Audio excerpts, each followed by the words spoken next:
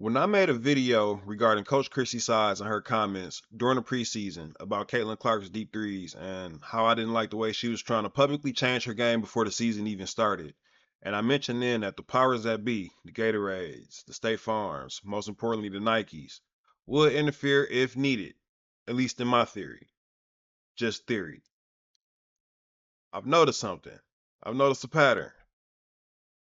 We all know ESPN is a part of the machine, without a doubt, right? Without a doubt, without question. I mean, we can revisit that conversation if need be, if you need proof, but let's just assume that to be true for now. I also believe Yukon is part of the machine. They have influence and power all throughout Team USA. All of their former players are broadcasters and analysts on ESPN and other networks. They're a part of it. Not to suggest anything sinister, just saying they have power, they have reach, they have network.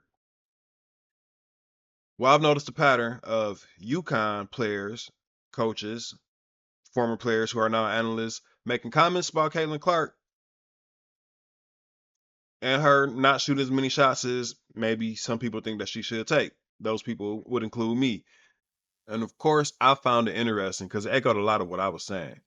A lot of what I was saying. Now, there can be some debate about whether or not Coach Chrissy Sides is being disingenuous when she says that she wants Caitlin Clark to shoot more shots because it goes contrary to some of the things that she said previously.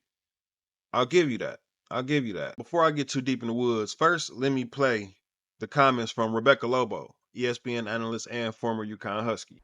I think Christy Sides is right on point, saying she needs to shoot the basketball more. She's only averaging 12 field goal attempts a game. And for some context, Kelsey Plum takes 16 a game. Sabrina Ionescu takes 15. We were just seeing the Jackie Young highlight. She takes about 17 a game. That is partly on Caitlin and partly on her teammates. So we're going to get a chance to take a look at exactly what I mean. At the end of their game against Chicago, Caitlin Clark had the basketball in her hands. Yes, she had 13 assists in this game. But in this particular moment, when they are trailing by one with less than 15 seconds to go, she should not have passed the ball ahead. In this particular situation, you want Caitlin Clark keeping the ball in her hands, either taking a layup or even looking for a three in that environment. Now, another option, her teammates need to find her when she's open. This is a high usage set for Indiana. She is open on the pin down screen. She does not get many catch and shoot looks because the defense pays such close attention to her, especially when the defense is flooding the lane. There are situations in games where Caitlin is open, even if it's just for a split second, where her teammates need to find her better for catch and shoot. Well, all right, Rebecca Lobo. And we don't have to wonder too hard if I agree because obviously I said it first. I said it in real time, using that same play as an example of a time that she should keep the ball in her hands until she crosses half court and explore her options, make herself a threat. So that's not really the point here, whether or not I agree or not. The point more so is why is the chatter moving in that direction now? From some of the same people that we heard say we need to go through Aaliyah Boston, including the coach. You know, we need to get 2 feet in the paint. We need to, now she's saying, hey, pull up if you got the shot. Well, she did say drive for the layup, but still, there's a shift in the way that they're talking about Caitlin Clark now. At first, it was, hey, it's a lot more people on the team. We need to establish AB. And now it seems to me that they're starting to see some of the fans get up and head for the exit. Then they're like, wait, slow down. All right, Caitlin, we need you to shoot the ball. That's just what it feels like to me. That's just what it feels like to me. She's not the only Yukon player to say something about Caitlin Clark recently. Let's check in on what Gina Auriemma had to say. If you're some of the players, going back to your question, you can moan and groan about why weren't they talking about me when I was here? Well, or you can just appreciate what it is and take advantage of it now.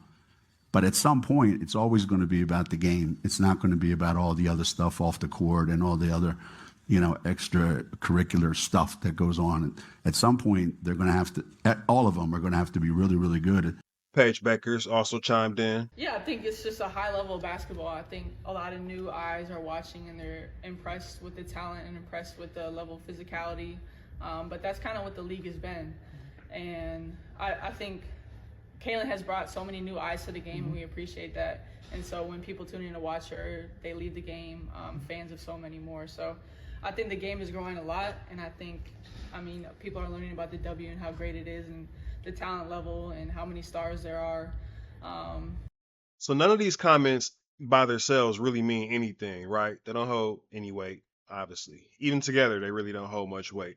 But the reason I want to point this out is because a lot of people in my comments, they were saying that they don't really believe Chrissy sides. They think she's talking out both sides of her mouth, pun intended. But I think so too, maybe.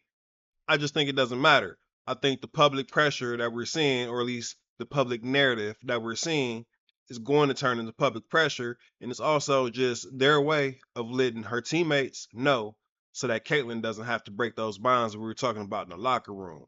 They're already hearing it now. They're already hearing the coach say it. They're starting to hear it be parroted and repeated everywhere in the mainstream media, aka the machine. Even after I said it, I'm not part of the machine, but you know. Um, and so yeah, that takes the pressure off of Caitlyn to have to go in and like really assert herself as like, yo, I'm the big dog and I'm gonna start pulling these shots, make her miss. She doesn't have to do that now because everybody's gonna do that work for her. That's what I see. I don't think it's the end of it. I think we'll hear more and more figures, public figures in the women's basketball game. Maybe some of the same people who were just saying that they need to go through AB and that it's not all about Caitlyn and who were just complaining about Caitlyn's fans, the new fans, which is always odd that when they talk about new fans, they're mostly talking about Caitlyn's fans, but then they also say that the new fans are because of that's neither here nor there. The main point is I believe this is all parts of the machine starting to go to work, even if they don't know it. Even if Paige Bueckers isn't aware that she's a part of the machine is the reason that the microphone was in front of her face asking her that question. You get what I'm saying? Everybody's not necessarily complicit, but they'll definitely make sure that everything you say, or they'll definitely make sure that they ask every person they come across the same questions until they get the same message out that they want to spread.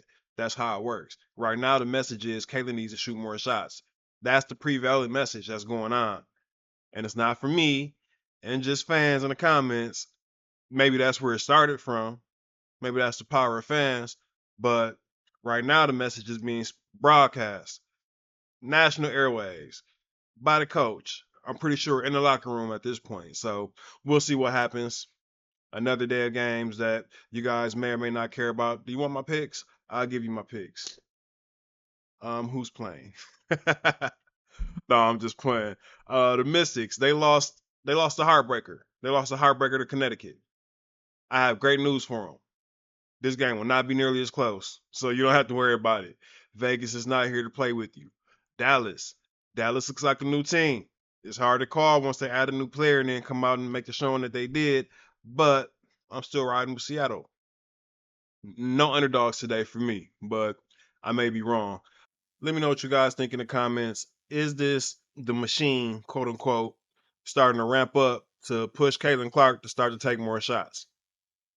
As a response to what the fans are saying, as a response to not wanting to see their dollars start to walk out of the door and their viewers leave? Or is this just a genuine part of Chrissy Sai's plan? And this is how she always wanted Caitlin Clark to play. We just completely misunderstood everything that she said up until this point. Let me know what you think in the comments. I'll check you guys out in the next video. Until then, peace.